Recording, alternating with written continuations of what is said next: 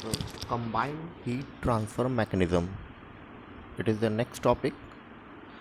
So, students, they we not till now we have read about the three mechanisms of heat transfer, that is conduction, convection, and radiation.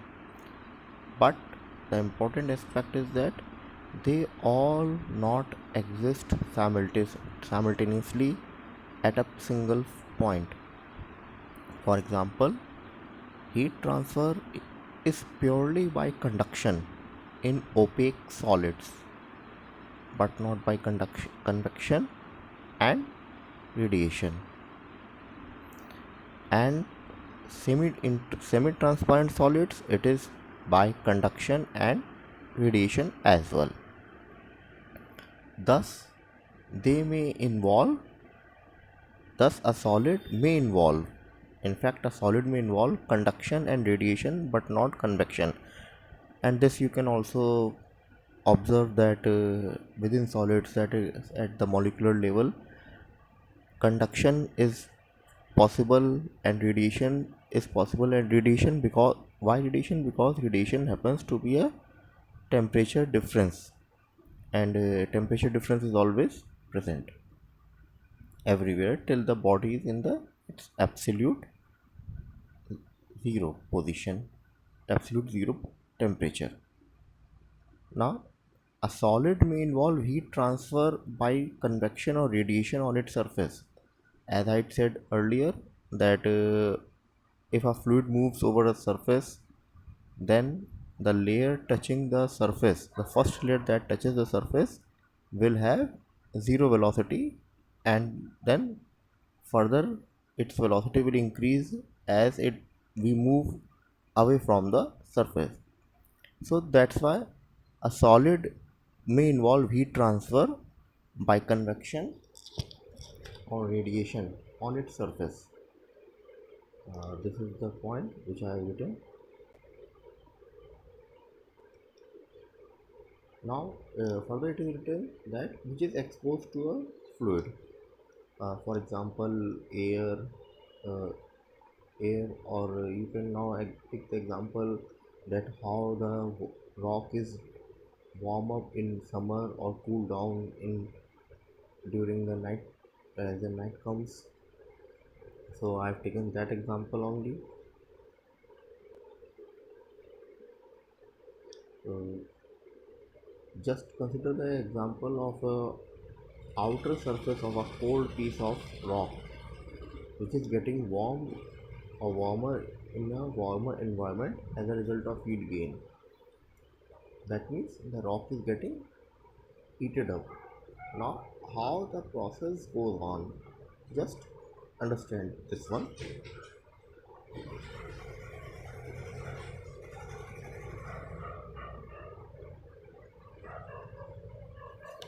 So, if I talk about the surface of the rock, that how it is being heated up, then surface of the rock gets heated up through two modes of heat transfer. The first is by convection, and the second is by radiation. The how by convection radiation, and by convection from the air, that is convection currents will come.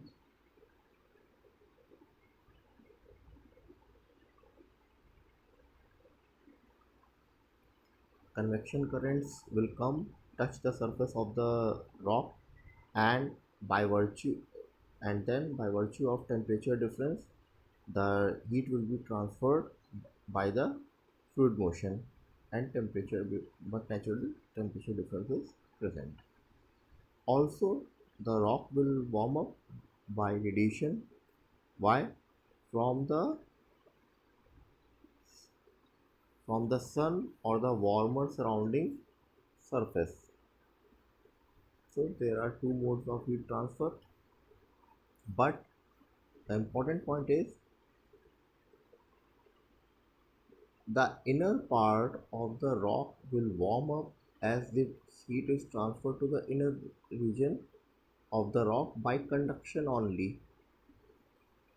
So, as said earlier also, that that heat transfer is by conduction in opaque solids. So this applies here, that heat will be transferred by conduction into the inner region of the rock purely by conduction. Now the next point, heat transfer is possibly by radiation in a still fluid. So you must be knowing that if the still fluid is not in motion, then heat will be transferred by conduction as well as by radiation, but not by convection. Why not by convection? Because the fluid is not in motion. And if the fluid is in motion, then the heat will be transferred by convection and radiation. This is the thing which I have written here, by convection and radiation in a flowing fluid. And in the next line which I have written, that in the absence of radiation, if I assume that radiation is not present or the radiation value is almost negligible, then heat transfer will be purely by conduction or convection, whether the fluid is moving or not, that depends. And now you must be aware of this thing.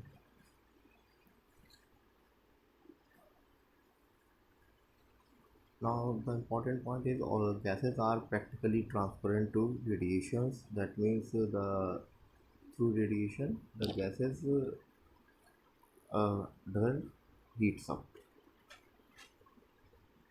Now the next point is that coordinate system is mandatory. Why? Because heat is a vector quantity. Why? Because for example, if I say that heat flux, now what is heat flux? Heat flux is heat transfer per unit area. So if I say heat flux on the surface is 50 watt per meter square, then you may ask, sir, in which direction, whether it is inside or the outside. So this means that heat is a vector quantity. So to avoid such questions, that in which direction or to other in which direction, whether inside or outside, or to which surface it is normal, so we use the coordinate systems. So coordinate system is generally used in heat transfer analysis, and is very important when we are dealing with the three-dimensional heat transfer.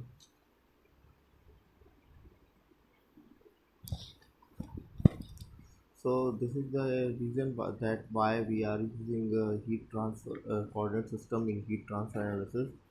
Uh, this is done because yeah, as you know, that temperature distribution variation throughout the medium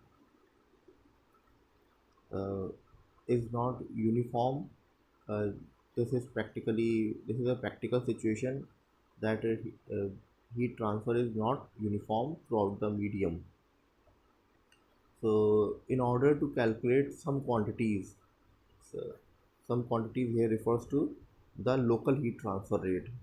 Local, that is, what is the local heat transfer rate, thermal expansion, stress at some critical locations at specified times. For example, as you must have as you have studied in your machine drawing, yeah, mechanics level, first level course of mechanical mechanics, that at some critical points, like tightening of nut bolts, we are we want to know about the stresses at some critical points. So at that critical points, direction is mandatory, so coordinate system is adopted. So that's that is the all case here also, that heat transfer rate and thermal expansion, thermal stresses are to be determined at some critical locations. So the specification of the temperature at a point in a medium first requires the specification of the location at that point. So we have to first specify the location of that point, and this can be done only by choosing a suitable coordinate system. So students, you must be aware that there are various coordinate systems that are existing. The most common is the rectangular one, but there are various other coordinate systems that are cylindrical, spherical. These are also a coordinate system, and these are chosen depending upon the geometry involved. Then for a arbitrarily shaped body, we generally use a rectangular system. As I had said earlier, that rectangular system are very easier to deal. So the next line denotes that if we select a notation, for example, that if I am writing the temperature x, y, z and t. So what does this mean? This means that temperature is varying in x direction, y direction, z direction, and as well as time. Whereas if I just write that notation t within and bracket x, then it only specifies that t is varying only, t means temperature is varying only in the x direction, and no variation along the two coordinates, that is y and the z coordinates are observed, as well as the temperature is not varying with time also. So now the next is heat generation. Heat generation is very important topic in heat transfer analysis, and a little bit complex for students. Although the complexity will increase as we will move towards the next towards the deeper side. So now, what is heat generation? So a heat generation, what is that? So, students, first of all, I will just repeat the sentence which is written here. What is heat generation? A medium through which heat is conducted may involve the conversion of mechanical, electrical, nuclear, or chemical energy into heat. That is, uh, as the heat conversion of mechanical, electrical, or nuclear, or chemical energy into heat. In heat conduction analysis, such conversions are termed as heat generation. A little bit of complex definition. Now, taking the example, then it will become more clear. Just consider the temperature rise of a resistance wire. As you must be knowing that the resistance wire or the electrical wires, the general commercial language I am using, the electrical wires gets heated up as you are continuously it is being operation. You may observe it in your any electrical wire by touching it for a which is running for a longer duration of time for the appliance. So why it gets heated up? Because the temperature of a resistance wire rises when electric current passes through it. Why the temperature rises? Because of result of electrical energy being converted into heat energy. So this is the heat generation process. So this is one example.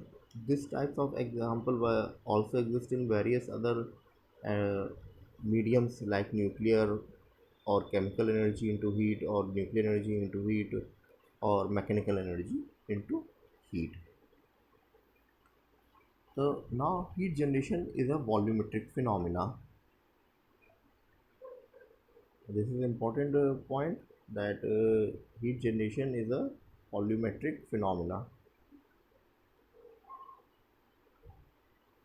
Why I'm saying this? Because you cannot assume that as the electric current passes through a wire, then only a part of it will get heated up and the rest part will remain in normal temperature as it was previously. So the electric wire will get uniformly heated up.